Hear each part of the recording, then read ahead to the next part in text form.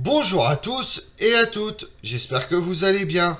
Aujourd'hui, on va évoquer un combattant légendaire luttant pour l'indépendance écossaise. William Wallace est un chevalier écossais qui devint l'un des principaux dirigeants de la révolte contre l'invasion et l'occupation du roi d'Angleterre, Édouard Ier, immortalisé par le film avec Mel Gibson Braveheart. Venez avec moi découvrir le combattant écossais. William Wallace est un membre de la petite noblesse, mais on sait peu de choses de son histoire ou même de sa filiation. Le poème de Blind Harry, à la fin du XVe siècle, donne son père comme Sir Malcolm of Elderslie. Les origines du nom de famille Wallace et son association avec le sud-ouest de l'Écosse sont également loin d'être certaines, si ce n'est que le nom est dérivé du vieil anglais, signifiant étranger ou gallois. Il est possible que tous les Wallace de la région de Clyde viennent du pays de Galles. Le roi Alexandre III règne sur l'Écosse durant la jeunesse de William Wallace. Son règne a connu une période de paix et de stabilité économique. Le 19 mars 1286, cependant, Alexandre III meurt après être tombé de son cheval. L'héritière du trône était la petite fille du roi défunt Margaret, pucelle de Norvège. Comme elle est encore enfant et en Norvège, les seigneurs écossais ont mis en place un gouvernement de tuteurs. Margaret tombe malade lors du voyage en Écosse et meurt à la fin de septembre 1290. L'absence d'héritier clair a conduit à une période trouble et sombre, avec un total de 13 prétendants revendiquant le trône d'Écosse. Alors que l'Écosse menace de sombrer dans la guerre civile, le roi d'Angleterre, Édouard Ier, fut invité par la noblesse écossaise pour servir d'arbitre. Avant que le processus ne commence, il a insisté pour que tous les prétendants le reconnaissent comme Lord protecteur d'Écosse. Au début de novembre 1292, le jugement fut rendu en faveur de John Baillow, ayant la revendication la plus forte en droit basée sur le fait d'être plus âgé en primogéniture généalogique, même s'il n'était pas à proximité du sang de l'ancien roi. Édouard Ier a pris des mesures pour saper progressivement l'autorité du nouveau roi d'Écosse, traitant l'Écosse comme un État vassal, exigeant que l'hommage soit rendu et un soutien militaire dans sa guerre contre la France.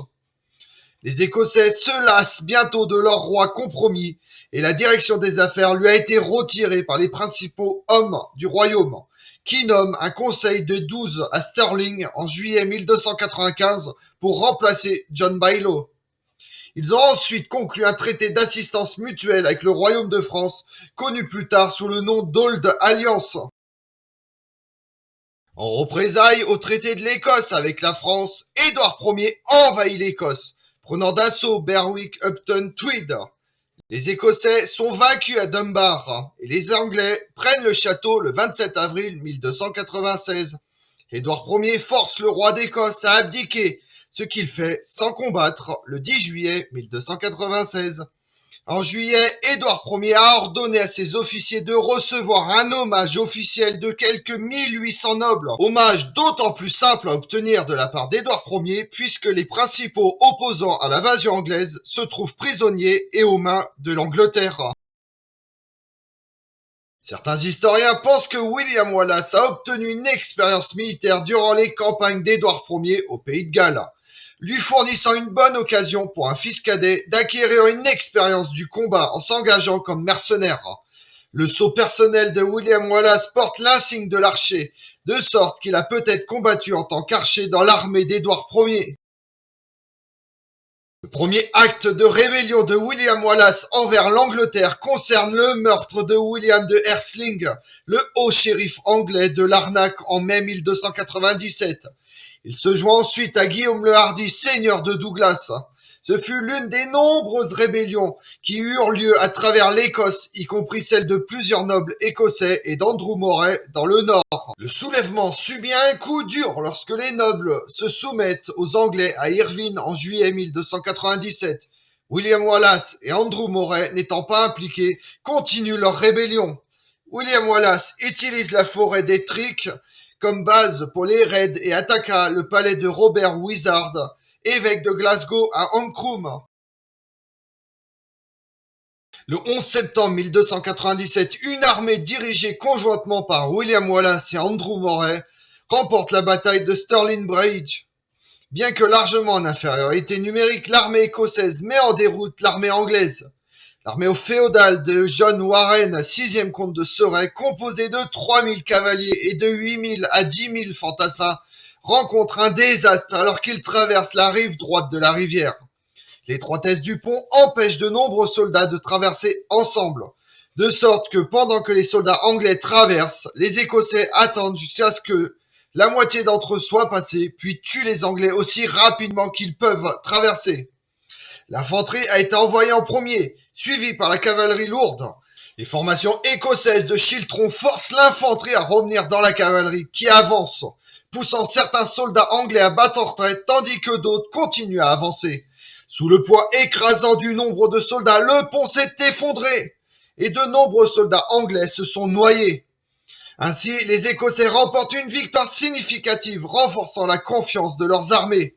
Hugues de Cressingham, trésorier d'Édouard Ier en Écosse, est mort durant les combats. Après la bataille, Andrew Murray et William Wallace ont pris le titre de gardien du royaume d'Écosse. Andrew Murray meurt des suites de ses blessures subies lors du champ de bataille à la fin de 1297. Vers novembre 1297, William Wallace mène un raid à grande échelle dans le nord de l'Angleterre. En avril 1298, Édouard Ier ordonne une seconde invasion de l'Écosse. 2 jours avant la bataille, 25 000 fantassins ont été payés. Plus de la moitié d'entre eux auraient été gallois. Il n'y a pas de source claire pour la présence de cavalerie, mais on peut supposer la présence de 1500 chevaux, sous le commandement personnel d'Édouard Ier. Ils pillent l'Océan et reprennent quelques châteaux, mais ne parviennent pas à mener William Wallace au combat. Les Écossais suivent l'armée anglaise, dans l'intention d'éviter la bataille jusqu'à ce que des pénuries de fournitures et d'argent forcent Édouard Ier à se retirer. L'incapacité des quartiers-maîtres anglais à se préparer à l'expédition laisse le moral et les réserves de nourriture au plus bas. Une émeute en résulte au sein de la propre armée d'Édouard Ier, qu'il doit réprimer par sa chevalerie.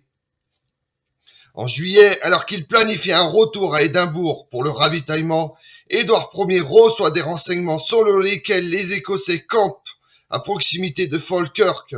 Il se déplace rapidement pour les engager dans la bataille. William Wallace a disposé ses lanciers en 4 chiltrons, des formations circulaires et défensives de hérissons probablement entourés de piquets en bois, reliés par des cordes pour maintenir l'infanterie en formation. Les Anglais, cependant, emploient des archers gallois qui jouent en leur faveur. Les Anglais attaquent avec la cavalerie et mettent les archers écossais en fuite. La cavalerie écossaise se retire également en raison de son infériorité numérique par rapport aux chevaux lourds anglais. Les hommes d'Édouard Ier commencent à attaquer les chiltrons qui étaient encore capables d'infliger de lourdes pertes à la cavalerie anglaise. Des trous dans les chiltrons apparaissent bientôt et les Anglais les exploitent pour écraser la résistance.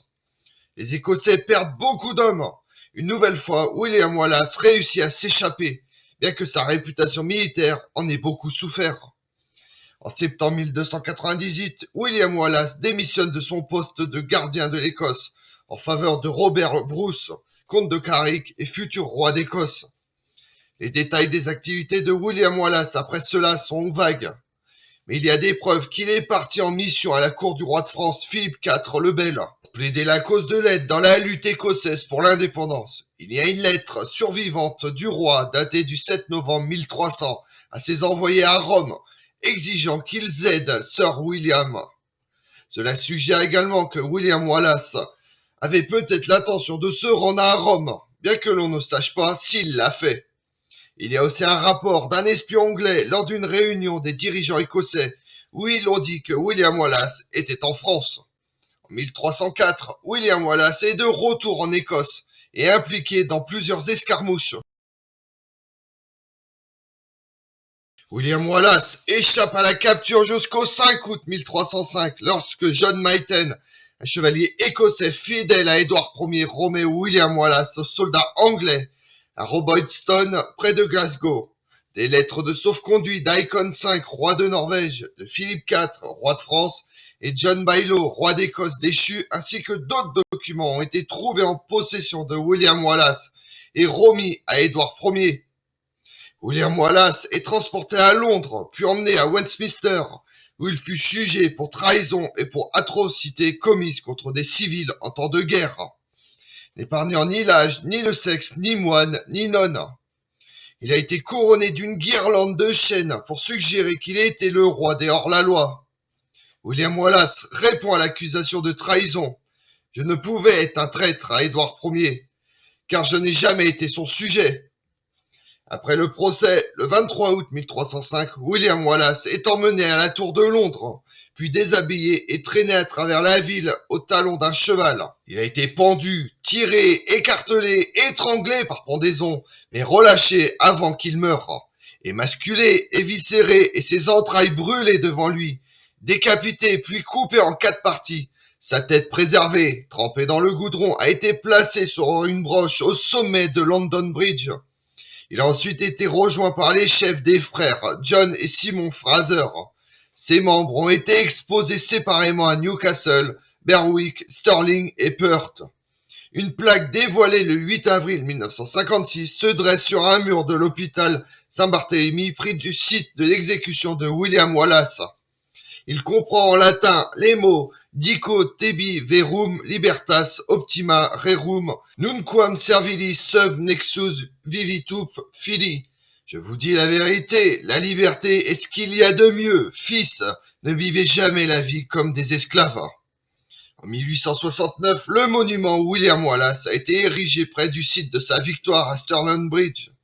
L'épée de William Wallace, qui aurait appartenu à William Wallace, bien que certaines pièces aient été fabriquées au moins 160 ans plus tard, a été conservée pendant de nombreuses années au château de Dumbarton et se trouve maintenant dans le monument Wallace. On retrouve William Wallace être le protagoniste d'un film. Une version bien connue de la vie de William Wallace est présentée dans le film Braveheart de 1995, réalisé par et avec Mel Gibson dans le rôle de William Wallace, écrit par Randall Wallace et tourné en Écosse et en Irlande. La littérature extrêmement abondante existe également sur William Wallace. Un poème du XVe siècle de Blind Harry a eu une influence majeure sur la légende de William Wallace. James Porter a écrit une version romantique de la légende de William Wallace dans le roman historique The Scottish Chief en 1810, dans son poème primé en 1919, Wallace Invocation the Bruce. Felicia Hermans imagine William Wallace exhortant Robert Bruce à poursuivre la lutte pour la liberté après la défaite de la bataille de Falkirk. En 1828, Sir Walter Scott a écrit sur l'histoire de Sir William Wallace. Nigel Tranter a écrit un roman historique intitulé The Wallace en 1975, admirablement libre de tout ce qui a trait à Braveheart. Il est également présent dans les jeux vidéo. William Wallace est le sujet et le protagoniste de la campagne de tutoriel dans le jeu de stratégie en temps réel Age of Empires 2. Un certain nombre de bières portent également le nom de William Wallace. Une brasserie à Bridge of Allan, en Écosse, fabrique une bière écossaise nommée William Wallace. Comme on l'a vu, depuis sa mort, William Wallace a obtenu un statut emblématique bien au-delà de son pays natal. Il est un protagoniste du poème épique du XVe siècle de Blind Harry, The Wallace, et le sujet d'œuvres littéraires de Jane Porter et de Sir Walter Scott, ainsi qu'un film primé aux Oscars, Braveheart.